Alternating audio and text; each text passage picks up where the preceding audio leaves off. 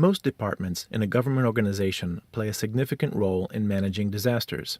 This is also true of procurement. The Incident Command System defines a specific role for procurement under the Finance Administration section as shown in this standard ICS org chart. Your specific emergency response procurement role for your organization is further defined in your comprehensive emergency management plan. An incident will trigger a cycle that includes standard response actions, including emergency procurement to secure materials, equipment, supplies, and services that are necessary to manage that particular incident. ICS was designed to manage just about any type of incident, from unpredictable events which can't be planned for, or hazards that are common to your area. ICS is also commonly used to manage pre-planned events. What procurement does before an event can sometimes be just as important as what it does after an event. Pre-positioned contracts are essential to improve our preparedness and to secure competitive pricing when resources are scarce. This is something that's encouraged by the FEMA Public Assistance Program.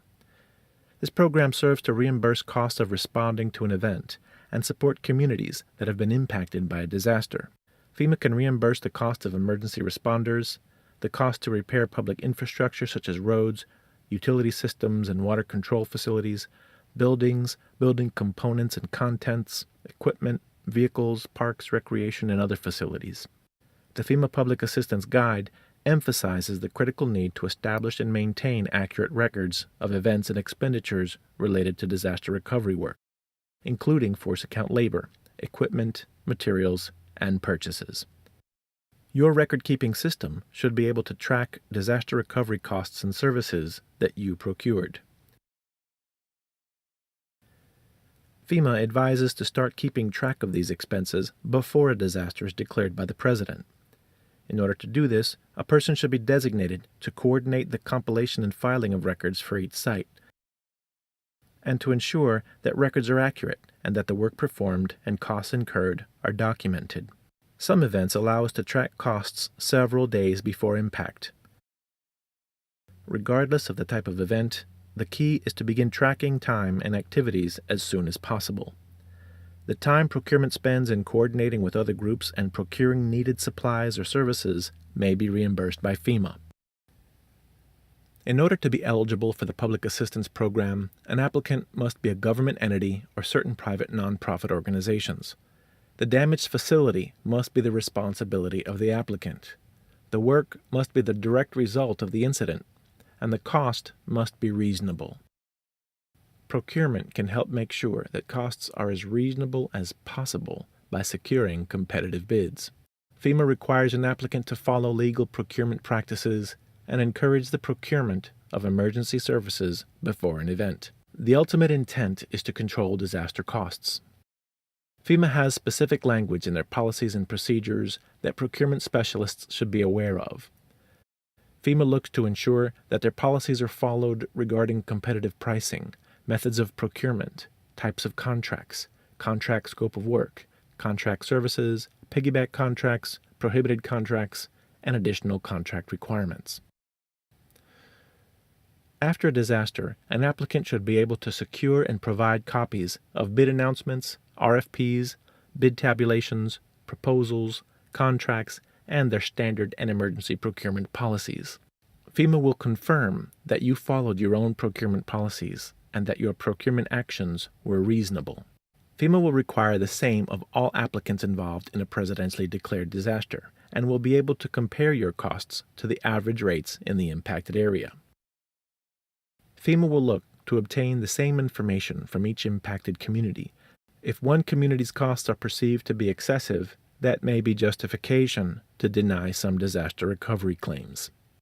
FEMA will generally approve work performed under 4 types of contracts: lump sum, unit price, cost plus fixed fee, and time and materials.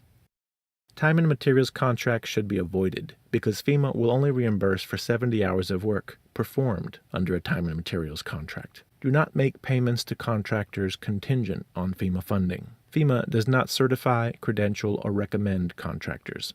Debris removal is one of the most costly and contentious aspects of disaster recovery. Because of this, FEMA has policies aimed at helping local governments manage common issues.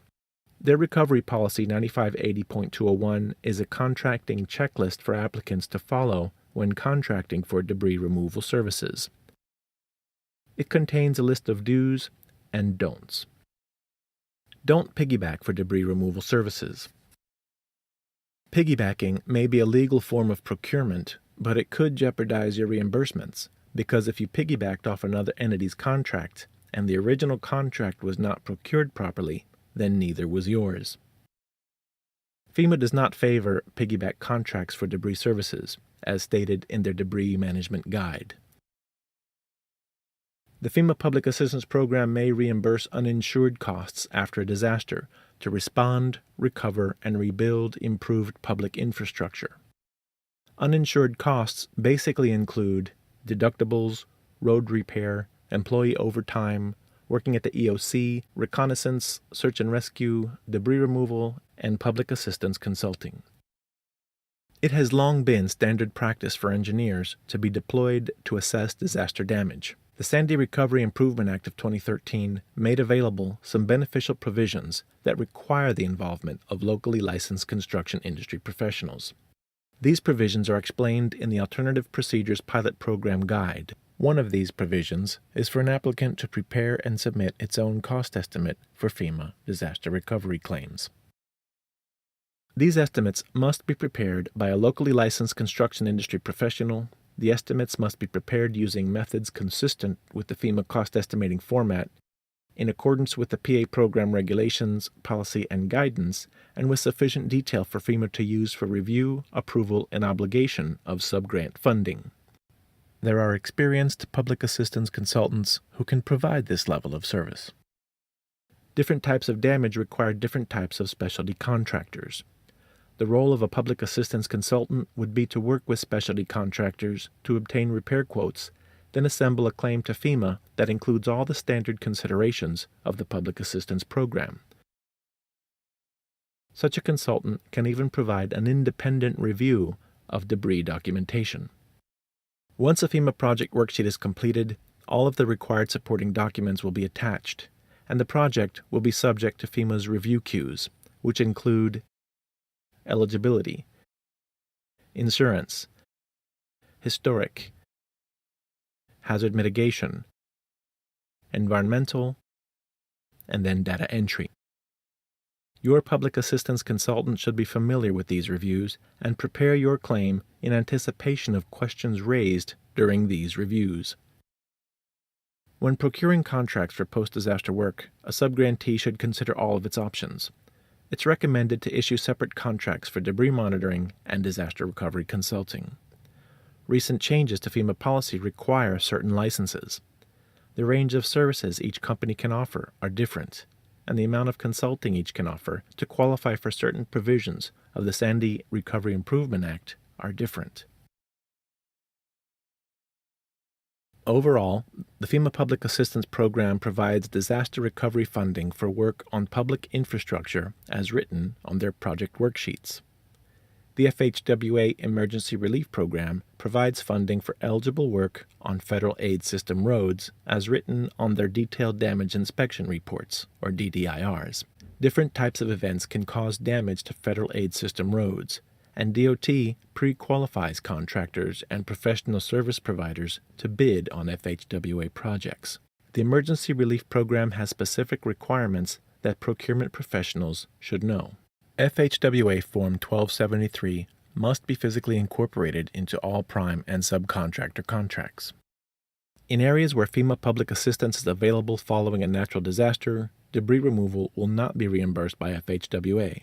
It will be reimbursed by FEMA. When FHWA pays for disaster recovery work, they allow adjacent jurisdictions to piggyback on other contracts, so long as there is not a unit cost price increase. Emergency work on FAS roads can begin immediately without FHWA approval. Permanent work requires FHWA review and approval prior to advertising for proposals. In 2013, FHWA released a document with common questions and answers regarding the Emergency Relief Program. Emergency work does not have to be done by pre-qualified contractors, but it is preferred.